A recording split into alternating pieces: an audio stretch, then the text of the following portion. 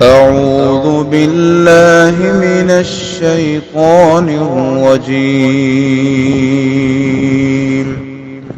بسم الله الرحمن الرحيم. السلام علیکم ورحمۃ اللہ وبرکاتہ۔ سورۃ الانعام آیت نمبر 111 سے 113۔ ان الحمد للہ والصلاة والسلام علی رسول اللہ اما بعد فاعوذ باللہ السمیع العلیم من الشیطان الرجیم من ہمزہ ونفخہ ونفثہ۔ بسم اللہ الرحمن الرحیم۔ وَلَوْ أَنَّنَا نَزَّلْنَا إِلَيْهِمُ الْمَلَائِكَةَ وَكَلَّمَهُمُ الْمَوْتَىٰ وَحَشَرْنَا عَلَيْهِمْ كُلَّ شَيْءٍ قُبُلًا مَّا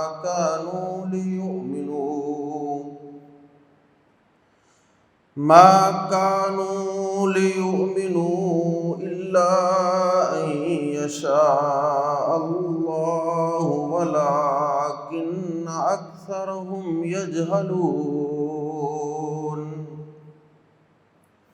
وَكَذَٰلِكَ جَعَلْنَا لِكُلِّ نَبِيٍّ عَدُوًّا شَيَاطِينَ الْإِنسِ وَالْجِنِّ يُوحِي بَعْضُهُمْ إِلَىٰ بَعْضٍ زُخْرُفَ الْقَوْلِ غُرُورًا وَلَوْ شَاءَ رَبُّكَ مَا فَعَلُوهُ فَذَرْهُمْ وَمَا يَفْتَرُونَ۔ وَلِتَصْغَىٰ إِلَيْهِ أَفْئِدَةُ الَّذِينَ لَا يُؤْمِنُونَ بِالْآخِرَةِ وَلِيَرْضَوْهُ وَلِيَقْتَرِفُوا مَا هُم مُقْتَرِفُونَ۔ گزشتہ آیات میں تذکرہ ہوا اس بات کا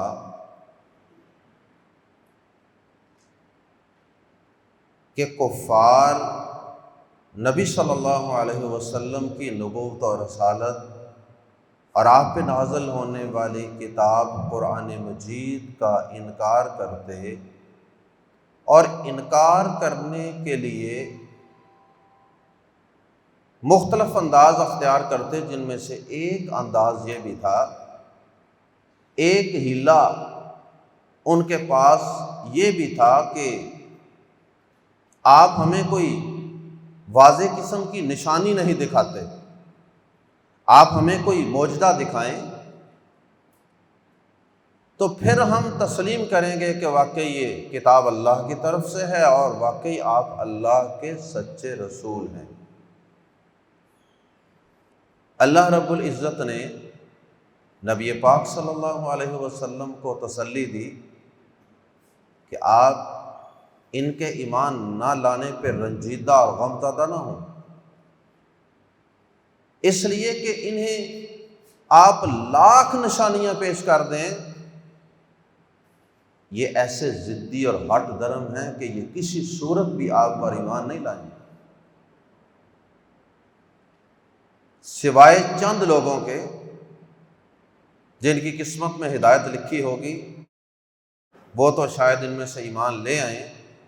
جیسے مکہ فتح ہونے کے بعد بڑے بڑے اسلام دشمن جو تھے وہ بھی حلقہ اسلام میں داخل ہو گئے تھے، تو ان چند لوگوں کے علاوہ ان کی اکثریت آپ ان کو لاکھ نشانیاں دکھا لیں، یہ کسی صورت ایمان لانے والے نہیں ہیں۔ اس لیے آپ رنجیدہ اور غمزدہ کیوں ہوتے ہیں؟ اسی بات کو اللہ رب العزت نے آیات زیر تفسیر میں سے پہلی آیت کریمہ کے اندر تفصیل کے ساتھ بیان کیا ہے۔ آئیے قرآن مجید کے الفاظ ہی میں پڑھتے ہیں۔ وَلَوْ اور اگر، انا بے شک، نا ہم، بعض اہل علم جو ہیں وہ انا درمیان میں آ جائے تو اس کا ترجمہ صرف کہ کر دیتے ہیں، اور دوسرا انداز یہ ہے جو ہم اختیار کرتے ہیں کہ انا جملے کے شروع میں آئے تو بے شک، بلا شبہ، اور اگر یہ جملے کے درمیان میں آئے تو پھر اس کا ترجمہ بے شک ہی ہوتا ہے، لیکن درمیان میں آنے کی وجہ سے ساتھ کہ کا لفظ بھی لگا لیتے ہیں، کیونکہ آگے پیچھے بات ہوتی ہے نا، پچھلی بات کو اس اگلی کے ساتھ جوڑنے کے لیے درمیان میں کہ بے شک۔ وَلَوْ أَنَّا اور اگر، بے شک، نا ہم، وَلَوْ أَنَّا نا اور اگر واقعی ہم، بے شک کر لیں یا واقعی کر لیں، یقین کا معنی پیدا کرنا۔ وَلَوْ أَنَّا نا اور اگر واقعی ہم، نزلنا ہم اتار دیتے، الیہم ان کی طرف، الا جمع ہم مل کے بنا الیہم ان کی طرف، الملائکۃ فرشتے، اگر ہم ان کی طرف فرشتے اتار دیتے نا، ان کے سامنے آسمان سے فرشتے گروہ در گروہ نیچے اتر رہے ہوتے اور یہ اپنی آنکھوں سے دیکھ رہے ہوتے۔ وَكَلَّمَهُمْ وَكَلَّمَ اور گفتگو کرتے، کلام کرتے، ہم ان سے، الموتى مردے، اور قبروں سے مردے زندہ ہو کر کھڑے ہو جاتے اور ان سے گفت و شنید کرتے۔ وحشرنا اور ہم لا جمع کرتے، حشر کا معنی جمع کرنا، میدان محشر جمع ہونے کی جگہ، حشرنا ہم جمع کرتے، علیہم ان پر یعنی ان کے سامنے، کل شیء ہر چیز یعنی ہر قسم کی نشانی مراد ہے، قبولاً سامنے لا کر، قبولاً ایک دوبراً ہوتا ہے، بیک پشت دوبر، اور قبولاً سامنے، اگرچہ اس لفظ کے اور بھی ترجمے کیے گئے ہیں، اس کا ایک ترجمہ گروہ در گروہ بھی کیا گیا ہے،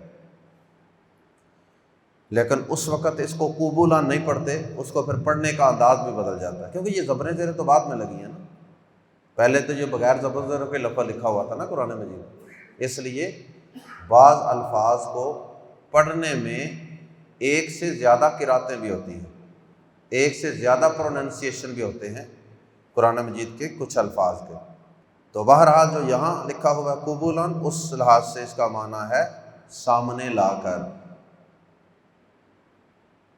وَحَشَرْنَا عَلَيْهِمْ كُلَّ شَيْءٍ قُبُلًا اور ہم ہر چیز ان کے سامنے لا کر جمع کرتے، اگر ان کے پاس فرشتے اتار دیے جاتے اور ان سے مردے قبروں سے زندہ ہو کر گفتگو کرتے اور بتاتے کہ واقعی بھائی مرنے کے بعد ایک زندگی ہے وغیرہ، اور ہم الغرض ہم ان کے سامنے ہر قسم کی چیز، ہر قسم کا معجزہ اور دلیل لا کر پیش کر دیتے، ما کانوا نہ تھے وہ، لی کے یؤمنون وہ ایمان لاتے، ما کانوا لیؤمنوا نہ تھے وہ ایسے نہ تھے کہ ایمان لے آتے، الا مگر ان یشاء اللہ یہ کہ اللہ چاہے، یہ ایک قسم کا اشارہ ہے کہ کچھ لوگ اللہ کی مشیت سے ان میں سے ایمان لے آئیں گے، جیسے مکہ فتح ہونے کے بعد وہ بڑے بڑے دشمنان اسلام جو تھے وہ بھی سر تسلیم خم کر گئے، وَلَكِنَّ اور لیکن اکثرہم ان کے اکثر یجہلون جہالت برتتے ہیں، لیکن ان کے اکثر جہالت میں ڈوبے ہوئے ہیں، ان کے ایمان لانے کی کوئی توقع نہیں ہے، ایسے ضدی اور ہٹ در بنے ہوئے ہیں، ایسا حسد ہے نبی صلی اللہ علیہ وسلم سے، اور زد برائے زد، مخالفت برائے مخالفت، اس لیے وہ ایسی جہالت کے اندر پڑے ہوئے ہیں کہ کسی صورت میں بھی ان کے ایمان لانے کی توقع نہیں ہے۔ جب ان کے ایمان لانے کی توقع نہیں ہے تو اے نبی صلی اللہ علیہ وسلم پھر آپ رنجیدہ اور غمزدہ کیوں ہوتے ہیں؟ وَكَذَلِكَ اور اسی طرح جعلنا ہم نے بنا دیا، جعلنا ہم نے بنا دیا، لِكُلِّ نَبِيٍّ ہر نبی کے لیے، عدوًا ایک دشمن، یا صرف دشمن، لِكُلِّ نَبِيٍّ عدوًا، اور اسی طرح ہم نے ہر نبی کے لیے دشمن بنا دیا، شیاطین شیطانوں کو، الانسی انسانوں کے، والجنی اور جنوں کے، شیطان انسانوں میں بھی ہوتے ہیں اور جنوں میں بھی ہوتے ہیں، من الجنۃ والناس۔ یہ بھی نبی صلی اللہ علیہ وسلم کو حوصلہ دینے ہی کا ایک انداز ہے کہ اے نبی صلی اللہ علیہ وسلم آپ پریشان نہ ہوں، یہ تو ہماری ایک مصلحت ہے اور یہ تو ہماری ایک حکمت ہے کہ ہم نے ہر دور میں انسانوں کو اختیار دیا، جو چاہے نبیوں پر ایمان لائے اور نبیوں کا معاون و مددگار اور جاں نثار سپاہی اور صحابی بن جائے، اور جو چاہے نبیوں کے دشمنوں اور مخالفوں کے صف میں جا کھڑا ہو، کیونکہ یہ ہماری ایک مشیت تھی، یہ ہماری ایک مصلحت اور حکمت تھی، یہ ہمارا ایک قاعدہ اور قانون تھا، ورنہ تو ہم زبردستی بھی سب کو نبی پر ایمان لانے والے بنا دیتے نا۔ تو فرمایا کہ اسی طرح ہم نے اس قانون کے ذریعے لوگوں کو اختیار دے دیا، لہٰذا ہر دور میں ہر نبی کی مخالفت کرنے والے کچھ دشمن کھڑے ہو جاتے تھے، وہ انسانوں میں سے بھی ہوتے تھے اور جنوں میں سے بھی ہوتے تھے۔ یوں ہی وہ کرتے کیا تھے؟ شیطان اور اس کے چیلے، چاہے وہ انسانی شکل میں ہوں چاہے وہ جنات کی نسل میں سے ہوں، وہ کرتے کیا تھے؟ یوں ہی وہ خفیہ اطلاع دیتے تھے۔ یوں ہی کا معنی ہوتا ہے چپکے سے آ کر دل میں یا کان میں کوئی بات ڈال دینا، یوں ہی دل میں ڈال دیتا تھا بعضہم ان کا بعض، الی بعض بعض کی طرف، یعنی ان کا بعض بعض کی طرف، یعنی وہ ایک دوسرے کے دلوں میں ڈال دیتے تھے، چپکے سے دلوں میں ڈال دیتے تھے۔ کیا ڈال دیتے تھے؟ زخرف القول، زخرف القول ملمع کی ہوئی بات، سجائی پھپائی ہوئی بات، بڑی بنا سنوار کے بڑی میٹھی سی پیاری سی بات بنا کے وہ نبی کے خلاف لوگوں کا ذہن بناتے، یعنی نبیوں کے خلاف، ان کی کتابوں کے خلاف اور ان کے دین کے خلاف وہ بڑی ملمع کی ہوئی، ملمع سازی ہوتی ہے نا کہ نیچے کوئی اور چیز ہو اور اوپر اوپر کوئی چیز آپ اس کے اور چڑھا دیں، اس کو کہتے ہیں ملمع سازی۔ تو وہ ملمع کی ہوئی، ڈیکور کی ہوئی کہ اوپر اوپر سے خوبصورتی بنائی ہوئی، بڑی بنا پھنبا کے بات کرتے تھے تاکہ سننے والے بندے پہ اثر ہو جائے اور وہ واقعی ان کی باتوں میں آ جائے اور پھسل جائے۔ تو ڈیکوریٹو قسم کی سپیچ، زخرف القول، ملمہ کی ہوئی بات کرتے تھے وہ، یا دل میں ڈالتے رہتے تھے غروراً، دھوکہ دینے کے لیے، غروراً، دھوکہ دینے کے لیے، دھوکہ ہی دیتے تھے۔ نبیوں کے خلاف بات کرنا یہ کوئی حقیقت پہ مبنی بات تھوڑی ہوگی، اس کا حقیقت سے تو کوئی تعلق نہیں ہوگا، بس وہ دھوکہ دینے کے لیے ان کے دلوں میں یہ باتیں ڈالتے رہتے، اور اس طرح وہ بہت سے لوگوں کو گمراہ کرنے کا سبب اور ذریعہ بن جاتے۔ ان کا بعض کی طرف، یعنی ایک دوسرے کی طرف، وہ اس سے کر رہا ہے، پہلا دوسرے سے کر رہا ہے، دوسرا آگے چوتھے سے کر رہا ہے، چوتھا تیسرے سے کر رہا ہے۔ یہ سلسلہ ان کی نیٹ ورکنگ ہوتی تھی شیطان اور اس کے چیلوں کی۔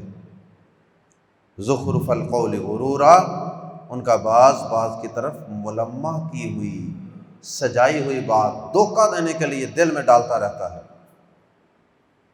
تو اس لیے آپ پریشان نہ ہوں، یہ کام تو ہر نبی کے دور کے اندر ہی شیطان اور اس کے چیلے کرتے رہے ہیں۔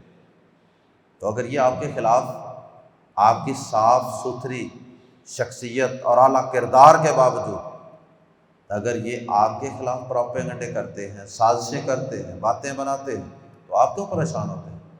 بڑے بڑے پیغمبر بھی اس سے مستثنا نہیں ہیں۔ ابراہیم علیہ السلام، یعقوب علیہ السلام، داؤد علیہ السلام، یوسف علیہ السلام، جتنے بھی پیغمبر گزرے ہیں ان سب کے کچھ نہ کچھ دشمن ہوتے تھے جو ان کی دعوت کے مخالف ڈائریکشن میں، مخالف سمت میں کام کرتے تھے۔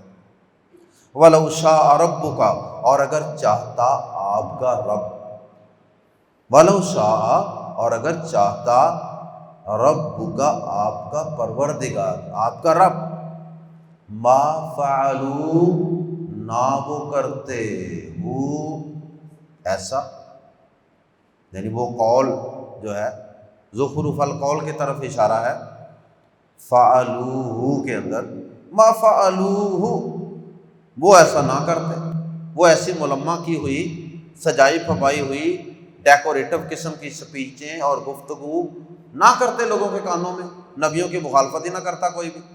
اگر اللہ چاہتا تو ایسا ہو سکتا تھا، سب کو ایک ہی امت بنا دیتا، توحید والے، اسلام والے، اللہ کی فرما برداری والے، لیکن اللہ پاک نے ایسا کیا نہیں ہے۔ اس کی مصلحت کو سمجھو، اس نے انسانوں کو امتحان میں ڈالا ہے، اور نہیں تو میں ایک بات پہلے بھی سمجھاتا ہوتا ہوں آپ کو کہ اگر اللہ پاک چاہتا نا تو وہ ہمیں زبردستی رات کو اٹھا کر مصلی پہ کھڑا کر سکتا، وہ اس بات پہ قادر ہے کہ وہ ہمیں زبردستی 5 وقت مسجد میں نماز کے لیے بھیج سکتا تھا، لیکن اس نے ایسا کیا نہیں ہے، اختیار پہ چھوڑ دیا۔ اچھا، جو رب ٹوائلٹ میں، واش روم میں بڑے سے بڑے کسی نام نہاد سپر پاور کے صدر کو بھی ٹوائلٹ میں جانے پر مجبور کر سکتا، تو کیا خیال ہے کہ وہ اسلام قبول کرنے پر مجبور نہیں کر سکتا؟ مجبور ہوتا ہے انسان کے نہیں؟ چاہے 58 اسلامی ملکوں کے سفیر جمع ہوں، ان کے وزرائے خارجہ جمع ہوں، ان کے صدر وزیر اعظم جمع ہوں، تو اس دوران بھی کسی کو حاجت ہو جائے تو اس کو ٹوائلٹ میں جانا پڑے گا۔ گھر کے اندر کسی کے کوئی بہت بڑا خوشی کا سما ہو، شادی ہو، یا کوئی بڑی پریشانی والی سچویشن ہو، صف ماتم بچھی ہو، تو کیا خیال ہے ٹوائلٹ میں جانے کو انسان روک سکتا ہے؟ نہیں روک سکتا۔ کیا نیند کو روک سکتے ہیں ہم؟ کسی کا سگا باپ، ماں، بیٹا، بھائی، بیوی فوت ہو جائے، نیند کو روک سکتا ہے؟ نہیں روک سکتا، جتنی مرضی پریشانی۔ تو جو رب زبردستی ٹوائلٹ میں بھیج سکتا ہے، زبردستی بھوک لگا کر کھانا کھانے پر مجبور کر سکتا ہے، تو کیا خیال ہے وہ نماز بھی اسی طرح پڑھا سکتا تھا نا مجبور کر کے، لیکن اس نے ایسے نہیں پڑھائی۔ اگر کان کو کسی تیز دھار آلے سے، چھری چاقو سے کاٹا جائے تکلیف ہوتی ہے؟ ناک کاٹی جائے ہوتی ہے، خون نکل آتا ہے نا۔ اللہ پاک نے اس کا دماغ کے ساتھ، نروس سسٹم کے ساتھ کنیکشن کیا ہوگا نا، اس لیے ہمیں تکلیف محسوس ہوتی ہے۔ انگلی کو کاٹیں تکلیف محسوس ہوگی، کوئی بھی نہیں کاٹتا۔ وَلَوْ شَاءَ رَبُّكَ مَا فَعَلُوهُ، اور اگر آپ کا رب چاہتا تو وہ ایسا نہ کرتے۔ فَذَرْهُمْ، اگر تیرے رب نے ایسا چاہا ہے کہ ان کو اختیار دے دیا ہے تو پھر نبی آپ کیوں پریشان ہو؟ آپ بھی اختیار دے دیں، جو چاہتا ہے مانے، جو چاہتا ہے نہیں مانتا، نہ مانے۔ فَذَرْهُمْ، تو پس ذر چھوڑ دیجئے، ہم انہیں، آپ انہیں چھوڑ دیجئے، ان کے حال پہ چھوڑ دیجئے۔ اور اس کا مطلب پہلے بھی بتایا جا چکا، اس کا یہ مطلب ہرگز نہیں کہ ان کو تبلیغ نہیں کرنی، دعوت نہیں دینی۔ دعوت و تبلیغ کا کام تو مرتے دم تک جاری رکھنا ہے نا۔ یہ ان کو چھوڑ دیجئے سے مراد کہ ان کی ٹینشن نہ لیجیے، ان کو دل و دماغ پہ سوار نہ کیجیے۔ اگر وہ بات نہیں مانتے ٹھیک ہے، تبلیغ کریں، اس کے بعد نہیں مانتے تو صبر کریں۔ فَذَرْهُمْ، پس چھوڑ دیجیے انہیں، وما، اور جو یفترون، وہ جھوٹ گڑتے ہیں۔ یہ جو جھوٹی باتیں گڑ گڑ کے نبی کے خلاف کانوں میں کرتے ہیں نا، وہ جھوٹی باتیں ہی ہیں نا جو گڑی ہوئی ہیں انہوں نے۔ ان باتوں کو بھی چھوڑ دیجیے، ان باتوں کی ٹینشن نہ لیا کریں آپ۔ اسی طرح جو باتیں انہوں نے گاڑ گاڑ کے اللہ کے ذمہ لگائی ہوئی ہیں، فحاشی، بے حیائی سے انہیں روکا جاتا تھا نا، جب ننگے طواف کرتے تھے اور اس طرح کی چیزوں سے انہیں روکا جاتا تھا، تو وہ کیا کہتے تھے؟ کہتے تھے ہمیں اللہ پاک نے ایسا کرنے کا حکم دیا ہوا، نعوذ باللہ من ذالک۔ تو اللہ پاک نے قرآن مجید میں آیت نازل فرمائی، انہیں کہہ دیجئے کہ ان اللہ لا یأمر بالفحشاء، کہ اللہ پاک تو فحاشی، بے حیائی کو حکم دے نہیں سکتا۔ تو اسی طرح اور بھی بہت سی باتیں جو سورۃ الانعام کے اندر ہم پڑھ چکے۔ فَذَرْهُمْ، پس انہیں چھوڑ دیجئے، وَمَا يَفْتَرُونَ، اور جو جھوٹ وہ گڑتے ہیں اسے بھی چھوڑ دیجئے، نظر انداز کیجئے۔ واو اور لام زیر تاکید، پچھلی آیت کے ایک جملے کے ساتھ اس کا تعلق ہے۔ یہ جو واو ہے نا، اسے کہتے ہیں حرف عطف، اور کے ساتھ پچھلی کسی بات کے ساتھ اس کو لنک کیا جا رہا ہے۔ اوپر کیا بات ہوئی تھی جس کے ساتھ اس کو لنک کیا جا رہا ہے، جوڑا جا رہا ہے واو کے ذریعے؟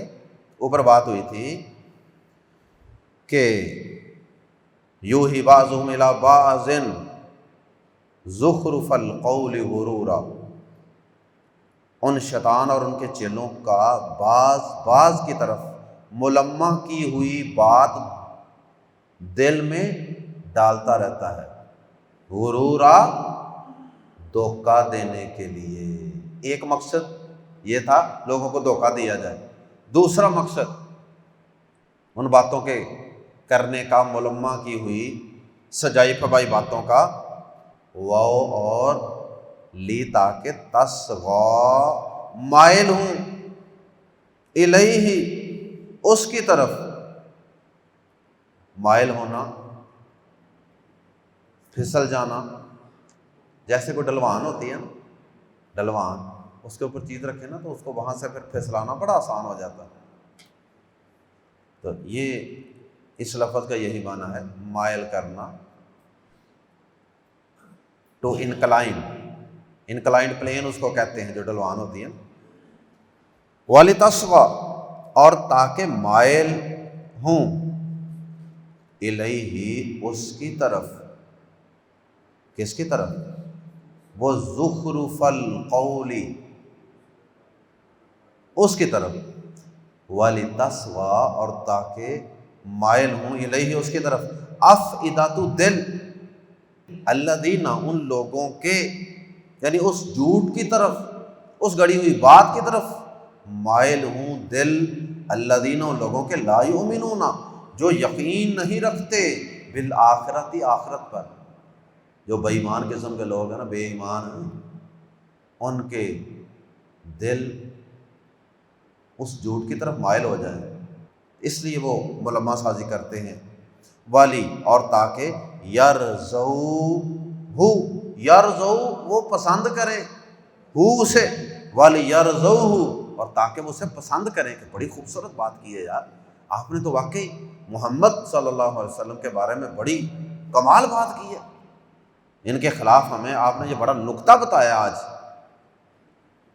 والی یقترفوا اور تاکہ وہ، واو اور لی تاکہ یقترفوا وہ برائیاں کریں، ما جو ہم وہ مقترفون جو یہ کرنے والے ہیں، جو برائیاں یہ کرنے والے ہیں وہی برائیاں وہ بھی کریں۔